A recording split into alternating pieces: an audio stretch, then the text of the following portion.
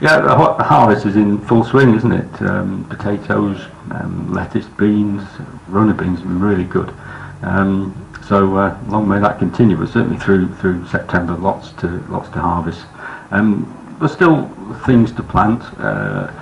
We've still got spring cabbage and winter lettuce to go in. We've still got some leeks to plant.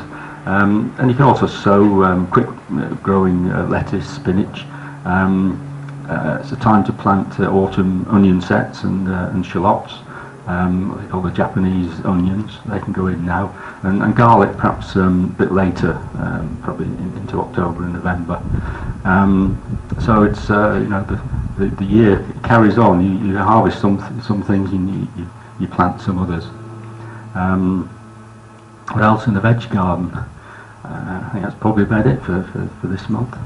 Alongside veg, so you've got your fruit as well, which is that's right. now, and that's why we came to look at the apples, isn't it? so we just talked about the apple trees. But apples and pears, as you can see, even on these young trees, they're beginning to crop quite well now. And the early apples, like the discoveries, will be ready to pick, and then more apples through the month.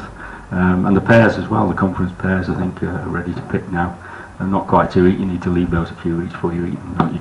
But yeah, it's been a good year, and the soft fruit as well. People have had a good year for black currants and raspberries, strawberries. So I think most kitchen garden people will have been pleased with this year. It's one of the good ones. Jam making will be in full swing. Indeed, if you've got enough produce for that, you can make some jam. That's great. Cheers. Thanks.